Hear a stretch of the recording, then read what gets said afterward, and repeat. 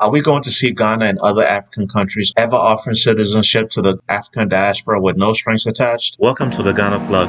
Don't forget to subscribe to our channel, like this video, and click the notification bell for more videos about Ghana, visiting Ghana, and possibly moving to Ghana. In the last few years, we've seen an increased interest in the African diaspora's willingness to seek their African heritage. So, in this video, I want to delve into the topic of the Ghanaian government extending its hand to the global Black family to visit, invest, and settle on the African continent, as well as to answer a few questions. Should African countries provide a systematic way for the diaspora to acquire citizenship in African countries? Should this push for citizenship for diasporans happen sooner rather than later with disregard to a solid, concrete foundational process? In other words, and for example, should an African American who can trace his or her ancestry to a place like Ghana be able to travel to Ghana and claim automatic citizenship? I posted a video a few days ago where the president of Ghana, His Excellency Nana Akufo-Addo, was speaking to the Black Caucus of State Legislators of the United States in Atlanta, Georgia. That video drew a lot of comments and had a lot of folks all up in their feelings. And listen, I get it. And the comments here are as follows. 40 acres and a mule homestead says, let's talk more about citizenship than investment. Seems it's backwards. Erica says, Addo doesn't want African Americans to repatriate.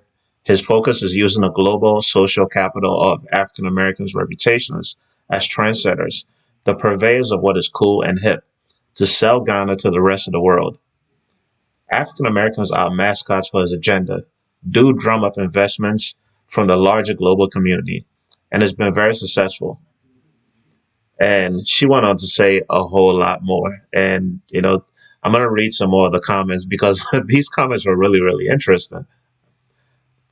Marjorie says, towing the Black nationalist line while fishing for investment.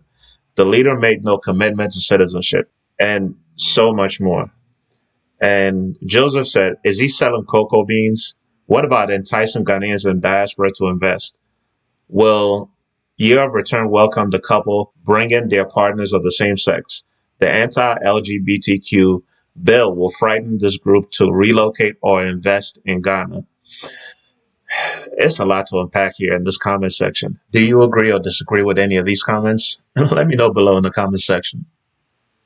If you're African American and here's Ghana, this country that is supposed to be the gateway to Africa, this country that's been visited by several notable African American figures like Muhammad Ali, Maya Angelou, Malcolm X, a country that's the burial place of a historical African-American figure like W.E.B. Du Bois. During this speech, he outlined some of the forthcoming projects that the Ghanaian government as well as the business community in Ghana was embarking on, as well as the intent of the Ghanaian government to offer citizenship to those interested in possibly settling in Ghana in the future. Now, this is where things get interesting. And now here I am sitting here watching this man speaking to a bunch of legislators who understand that it takes time, it takes a lot of effort, and it takes a lot of politicking to make and enact laws. And in Africa, baby, things just don't happen overnight. Now, should there be a reduction in time for any member of the global Black family or African Americans to gain citizenship in Ghana or any African country for that matter?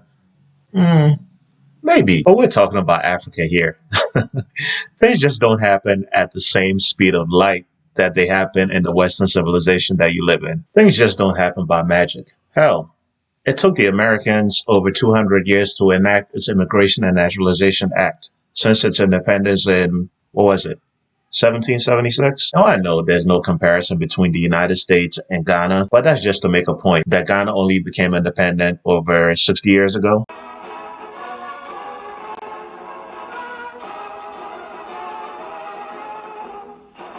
May that black star fly forevermore. Rome wasn't built in a day. It's going to take a long time to get Africa where we all want it to be. It might not happen in our lifetime, but it's important that we set the table for our children and the generations that come after that. And that's not going to happen if we keep bickering amongst each other about who needs to do this and who needs to do that. The government of Ghana has opened the Office of Diaspora Affairs. You can go onto the website. Instead of putting all your thoughts and feelings on the YouTube comments, hey, I actually appreciate your comments. They help me grow as a channel, so keep doing it. Yeah. Take action. Go on their website and give them ideas. Let them know what you want. Speak from your heart. The website is right there. There's a contact us box. You can type it in, whatever you want to let the government know. I'll let them know that you'll be sending them a DM soon. On a more serious note, see, this overture by the president of Ghana was just made 2 years ago. Yes, Africans need to get our proverbial shit together. But things are not just going to happen overnight, as I mentioned before. See, the leaders of these African countries are still suffering from a colonialized mindset. Some were raised and educated in a time where their nations were still colonized. Now, I know you might be saying, King Anan, why do you keep making excuses for your country? You know he's just fishing for dollars. This is just propaganda. It's all a trap. Whoa, whoa.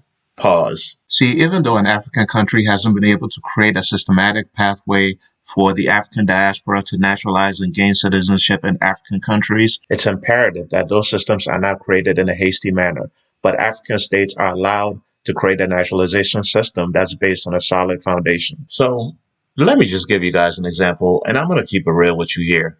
Now, I matriculated at an HBCU, and as much as I love my Hampton University home by the sea, there were many times that I was there year after year that at the beginning of every single school year, when I had to register for courses, I had to be very, very patient and stand in line at the registrar's office and stand in line and wait because the systems there were just not as efficient as they could be.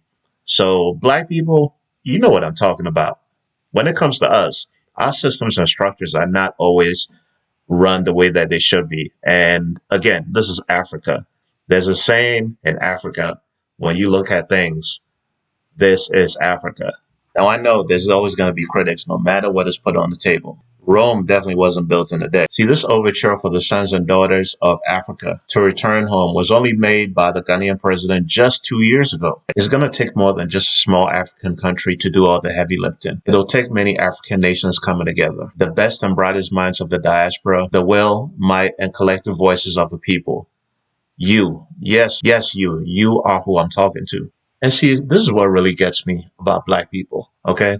The Chinese, the Lebanese, the Indians, the Europeans have been in Africa for decades, and they're there, they're maximizing the potential of the resources. And we're over here complaining that the red carpet is not being laid out for us. You should be that beneficiary of the resources in Africa. If you claim that Africa is your ancestral land, then you should be there right now. You shouldn't have to wait for an invitation.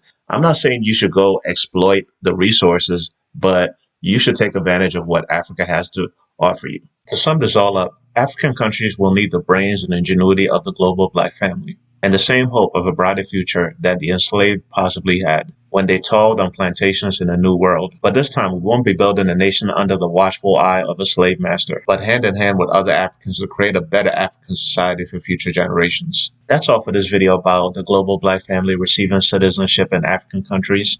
If you'd like to watch more videos about Ghana, visiting Ghana, and possibly moving to Ghana, please make sure you click the notification bell. See you on the next video.